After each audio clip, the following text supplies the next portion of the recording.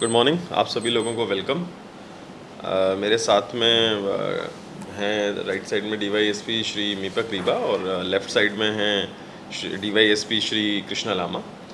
तो आज आप लोगों को ये इन्फॉर्मेशन हमने देना था कि honourable special court anti corruption bureau यूपिया ने एक केस में अपना जजमेंट दिया है। हमारे यहाँ एफआईआर रजिस्टर हुआ था 01/2011 under section 409 read with section 13 clause 1 and 13 clause 2 of the prevention of corruption act. तो इस पूरे मसले में एक अगर मैं कॉन्टेक्स्ट में बात करूं तो honourable chief minister sir of Arunachal Pradesh ने अभी लास्ट मार्च 2026 में जो एसपी कॉन्फ्रेंस हुआ है उसमें सभी इन्वेस्टिगेटिव एजेंसीज़ को ये निर्देश दिया है कि आप लोग arrest based investigation arrest based approach से मूव करें conviction based investigation and conviction based approach से। तो इसी निर्देश के अंदर हम लोगों ने जो आगे एसीबी ने एक्शन लिया है उसी के अनुरूप जो है ये एक फ्रूशन में केस आया है जहां पर कि honourable court special court prevention of corruption act for the anti corruption bureau यूपिया ने सज़ा सुनाई है एक पब्लिक सर्वेंट को in a case relating to misappropriation of public funds. Facts of the case इस तरीके से हैं। 2011 में एक एफआईआर रजिस्टर होती है जिसमें कि एक public servant who belong to the department of post he was transferred from Itanagar to Jang post office under the district of Tawang. Posting के बाद में ये पता लगता है कि he has probably misappropriated an amount of 8.25 lakh rupees in that particular year of 2011। ये case SIC के पास आता है after initial registration of the case at the Tawang police station. उसकी इन्वेस्टिगेशन होती है। इन्वेस्टिगेशन होने के बाद में इस केस को चार्जशीट किया जाता है और अब रिसेंटली इसमें जो है सज़ा सुनाई गई है under section 409 of the IPC, the then IPC, जिसमें misappropriation of public money by a public servant जिसमें कि 5 साल की सज़ा है। इसमें इस व्यक्ति को सज़ा सुनाई गई है। ये महत्वपूर्ण इसलिए है क्योंकि एंटी करप्शन ब्यूरो के अपने ट्रैक रिकॉर्ड में कन्विक्शंस की तरफ जो अब हमारा झुकाव है और जो हमारी कोशिश है कि हम कन्विक्शंस की तरफ जाएं, उसके पूरे पर्टिकुलर कॉन्टेक्स्ट में this is an important achievement of the anti corruption bureau. हमारी जो एसपीपी हैं मिसेस के बागड़ा, इन्होंने इस केस को बहुत अच्छे तरीके से रखा वहाँ पर और ये it was a very good thing for us कि जो ऑनरेबल कोर्ट हैं उन्होंने हमारे प्रोसिक्यूशन से इत्तेफाक रखा और इसमें इस पर्टिकुलर केस में सज़ा सुनाई गई है। इसमें एक इम्पॉर्टेंट ये भी काफ़ी बड़ी बात है कि the money which was misappropriated which was alleged to be misappropriated had also been returned by the public servant, but still since criminal misappropriation जो ऑफेंस था वो हो चुका था एंड दैट इज़ वाई इस तरीके की जो कन्विक्शन है वो हम लोगों ने सिक्योर करने में सक्सेसफुल हुए हैं। Thank you. हाँ, ये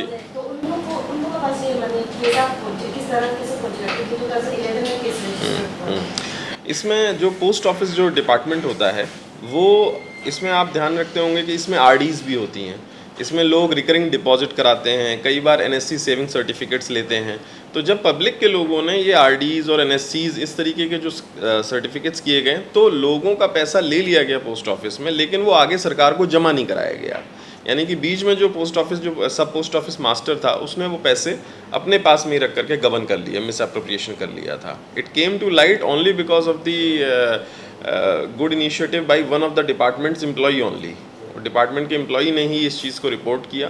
बाद में ये केस एसआईसी को ट्रांसफ़र हुआ, एसआईसी ने इसमें इन्वेस्टिगेशन की और इन्वेस्टिगेशन के बाद अब कन्विक्शन को हासिल करने में हम कामयाब हो पाए हैं।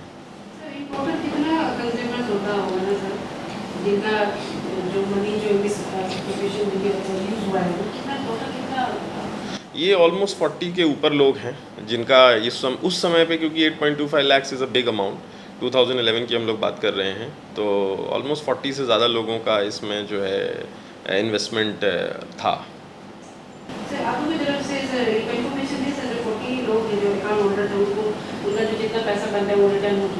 वो तो देखिए, see the point is the moment department gives them in writing कि now you have this much amount of money with us, then the department is bound to give it to them. For that they have insurance also on those financial instruments. Her financial instrument का एक छोटा सा insurance part भी कटता है, तो उसके through जो है उस पैसे को वापसी मिल जाती है।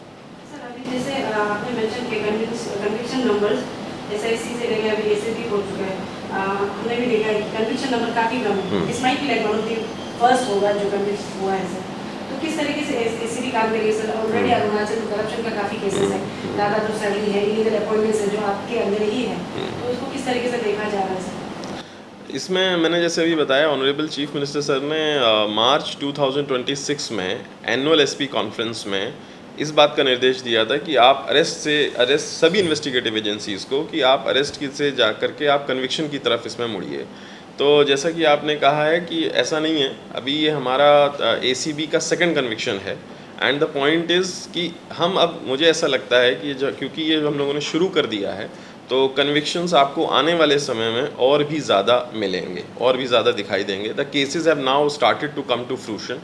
केसेस जो हैं हमारे, कई सारे केसेस अभी कोर्ट में ऑलमोस्ट इन लास्ट स्टेजेस में हैं या फिर एडवांस स्टेजेस में हैं, तो आगे आने वाले कुछ समय में आपको जो है कन्विक्शन बढ़ते हुए मिलेंगे। जिन लोगों ने एक्चुअली पब्लिक का पैसा करप्शन किया है उनको आप सज़ा मिलते हुए भी देखेंगे। आप देखेंगे इस वाले केस में 5 साल तक की सज़ा है, तो उस तरीके की अगर एक सज़ा पीछे के 2011 यानी सोचिए 12 से 15 साल पुराने केसेस में अगर दिलाया जा रहा है, तो इसका मतलब है the investigative agency anti corruption bureau जो है काफ़ी ज़्यादा इसमें संजीदा है इस केस में। It is very sensitive to all this.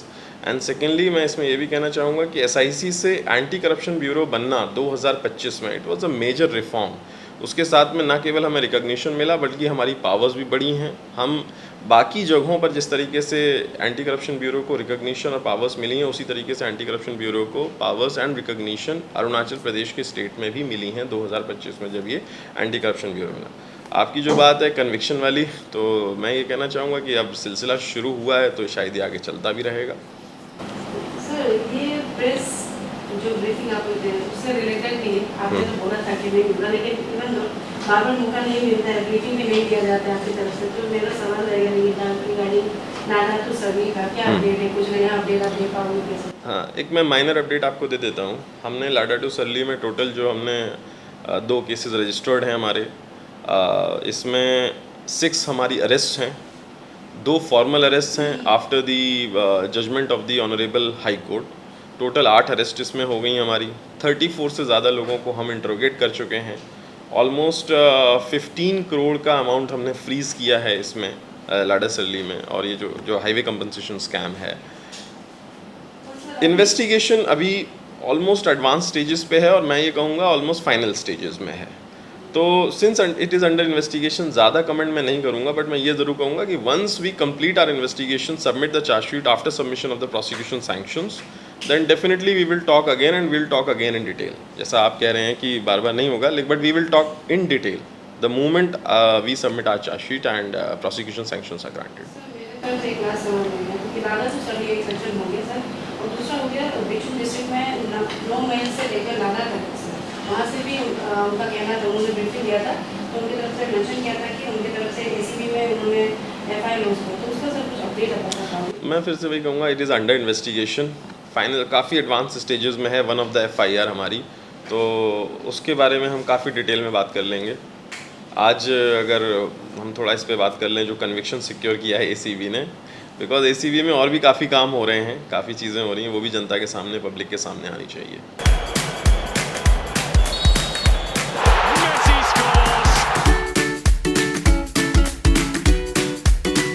Eat Eats, the fastest online food delivery service of Arunachal. Download the app now.